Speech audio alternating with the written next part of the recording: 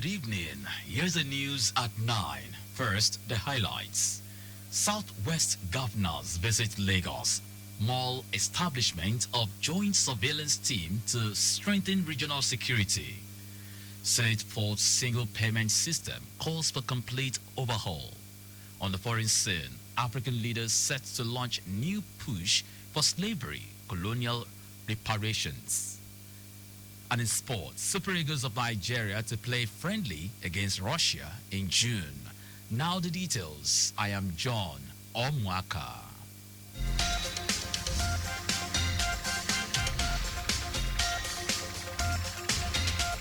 The 6 governors of the Southwest under the umbrella of Southwest Governors Forum converged on Lagos House, Ikeja, to discuss issues of common interest, including agriculture and food security, to advance economic growth, foster collaboration, and enhance development initiatives in the zone. The agenda also included issues bordering on security of lives and property, key regional issues, and the Southwest Development Commission. In a communique read after a closed-door meeting by the Lagos State Governor and Chairman of the Southwest Governors Forum, Babajide Sanwo-Olu, the forum hinted about plans to establish a joint surveillance monitoring team comprising security advisors of each of the states and deployed advanced technology to enhance security in the region. The governors also commended the federal government and the National Assembly for establishing the Southwest Development Commission with an agreement to situate the headquarters at Cocoa House in Ibadan, Oyo State. The forum strongly condemns any threats to the region's security, therefore encourages the enhanced collaboration between the Nigerian police force and our various local security outfits, while urging them to remain vigilant. The Southwest governors commended President Bola Tinubu's administration for ensuring economic stability, well-being of Nigerians, and improvements in the supply of petroleum products across the country, especially during last Yuletide, as well as the successful implementation of the Students' Loan Scheme with beneficiaries from the Southwest. We believe also at forum discussion will express concern with activities of unscrupulous middlemen who deliberately inflate food prices and commodities within the region. We therefore took a view and agreed to establish what we call a food inflation joint monitoring team, which we believe will foster interstate collaboration and it will mitigate food inflation. Our correspondent Adiola Kidele reports that since a similar meeting was held in Lagos on June 10, 2024, the forum under the leadership of Governor Sanwo-Olu had prioritized policies aimed at strengthening regional development in the Southwest Zone. The event was attended by Governor Dapo Abiodun of Ogun State, Seyi Makinde, Oyo State, Ademola Adeleke, Osun State, Biodun Oyebanji, Ekiti State, and their Ondo State counterpart, Lucky Ayedatiwa.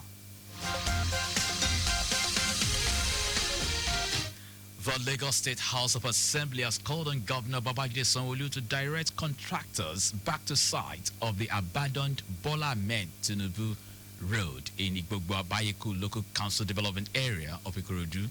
The lawmakers made a call while debating on a matter of urgent public importance raised by lawmaker representing Ikorodu Constituency 2, Moshood Aro. Aro in his motion said houses were demolished in the area as far back as December 2017 for commencement of construction of the road, but lamented that up to now, nothing has been done as the contractors have vacated the site. He said motorists and residents of the area experienced various challenges ranging from armed robberies, kidnappings, and economic downturn. This small piece of the construction has led to several hardships for the people in the area, turning what should have been a progress development into a source of frustration and suffering. The incomplete road has become haven for criminals, including kidnappings, armed robberies, who take advantage of poor state to carry out numerous activities. Businesses in this area are struggling due to the poor road network, affecting economic activities and making transportation of goods and services difficult. Other lawmakers in their contributions suggested that there should be a law mandating governments to complete projects initiated by their predecessors before embarking on new ones in a bid to prevent cases of uncompleted projects. The lawmakers also resolved to invite a special advisor to the governor on works and infrastructure and the contractors to provide a detailed report on the status of abandoned road projects in Lagos State. In a submission, Speaker of the House, Mojisola Mirandas, directed lawmakers to compile lists of abandoned roads in their constituencies for submission to the appropriate ministry for immediate action. Miranda also said contractors should be given 60 or 70% mobilization fee upfront to facilitate and of course to avoid delay in completion of projects. Our correspondent Abiola Fagbolagun reports that the Speaker thereafter committed a motion to the House Ad hoc Committee on Works and Infrastructure to report back in 2 weeks.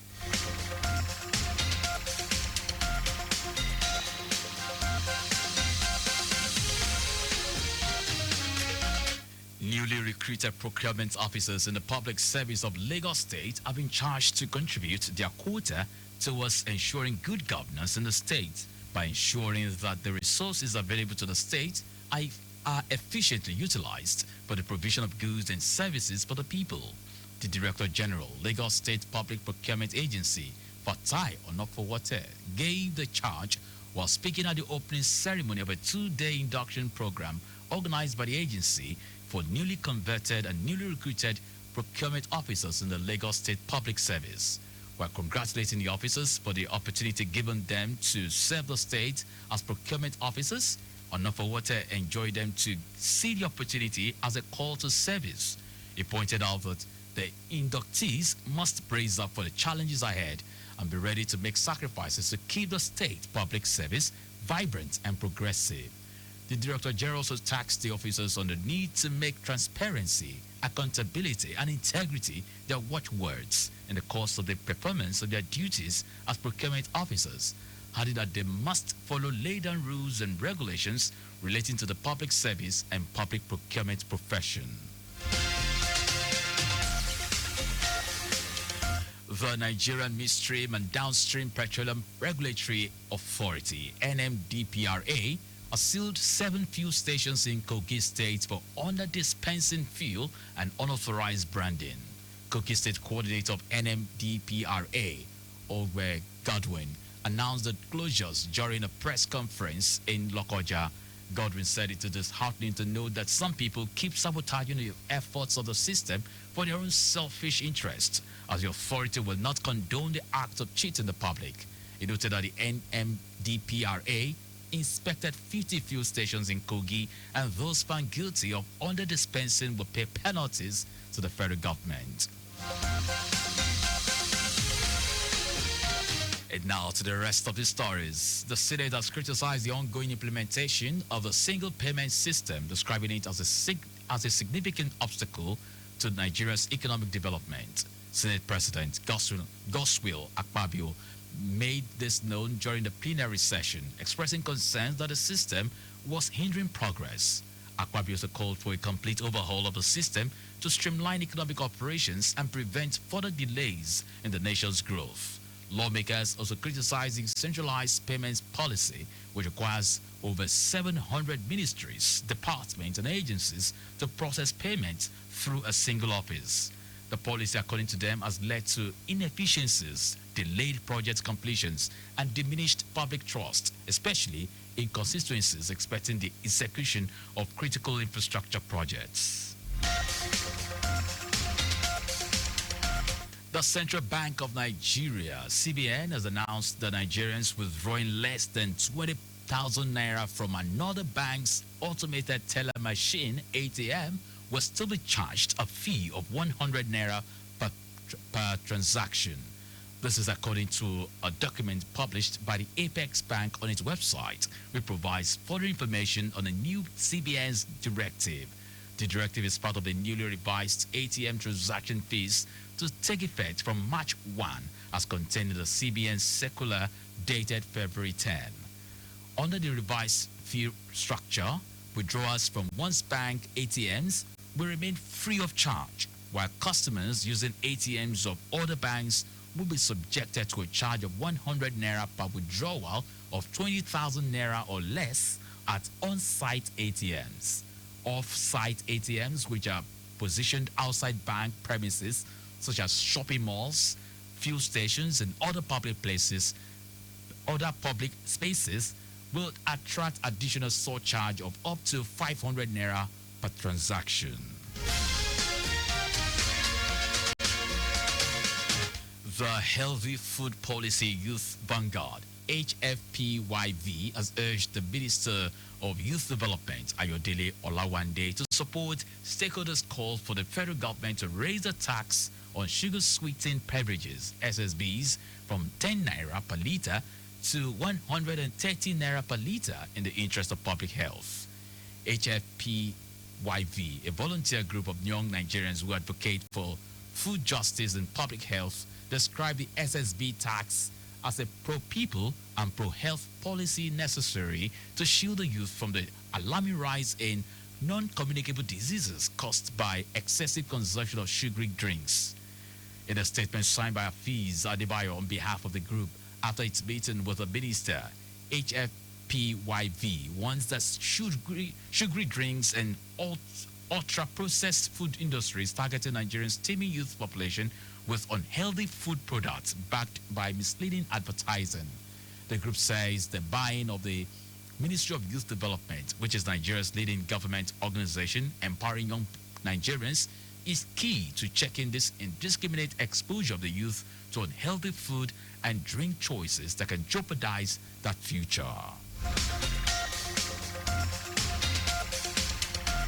And now to foreign news. African leaders meeting in Ethiopia this weekend are to launch a new push for slavery and colonial reparations. This is as they are expecting to be stonewalled by former colonial powers, most of which have ruled out making amends for historical wrongs. While the issue of reparations has gained momentum worldwide, so has the backlash with United States President Donald Trump saying he does not see reparations happening, and many of Europe's leaders have opposed even talking about it. At the African Union Summit in Addis Ababa, leaders plan to shape a unified vision of what reparations may look like, from financial compensation and formal acknowledgement of past wrongs to policy reforms. From the 15th to the 19th century, at least 12.5 million Africans were kidnapped, forcibly transported by mostly European merchants and sold into slavery. And now sport. Nigeria's Super Eagles and Russia will clash in a high-profile international friendly in June. The friendly, according to information available on the Russian Football Union official website, will hold on Friday, June 6. The venue of the encounter is yet to be decided by the organizers, but Russia will also square up with fellow Europeans, Belarus, in another friendly on Tuesday, June 10. The Super Eagles will face the Amavubi of Rwanda and Warriors of Zimbabwe in a 2026 FIFA World Cup qualifiers match. The encounter against Rwanda is slated for the Maroro Stadium in Kigali on Friday, March 21. Nigeria will host Zimbabwe 4 days later at the Gospel Akpabio International Stadium, Uyo, Akwa Ibom State. And that's our news at 9. But just before we go, your vehicle is not a strong room. Please keep your valuables off the view of miscreants. You can follow us and like all our various social media platforms. X, at Traffic Radio 961. Facebook, Lagos Traffic Radio 96.1 FM. Instagram, Lagos Traffic Radio 961. You can subscribe and watch our news and programs live on YouTube at Traffic Radio 961. You can also visit our website, www.trafficradio961.ng. Did you know that under the Sanwo-Olu administration, over 1,932 companies indicated interest to take on graduate interns after the training program designed to expose them in hands-on work experience? You can get more details on the Lagos State Government website. To end the news, here are the highlights of the major stories. The 6 governors of the Southwest under the umbrella of Southwest Governors Forum converge on Lagos House, Ikeja, to discuss issues of common interest, including agriculture and food security, to advance economic growth, foster collaboration, and enhance development initiatives in the zone. The Senate has criticized the ongoing implementation of the single payment system, describing it as a significant obstacle to Nigeria's economic development. We also told you that African leaders meeting in Ethiopia this weekend are to launch a new push for slavery and colonial reparations. This is as they are expecting to be stonewalled by former colonial powers, most of which have ruled out making amends for historical wrongs. And in sport, Nigeria's Super Eagles and Russia will clash in a high-profile international friendly in June.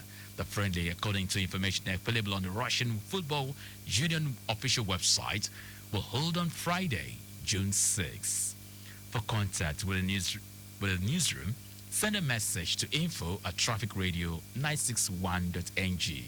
That ends the news broadcast compiled by Adewale Olowokoroku. I am John Omoaka. Thank you very much for listening.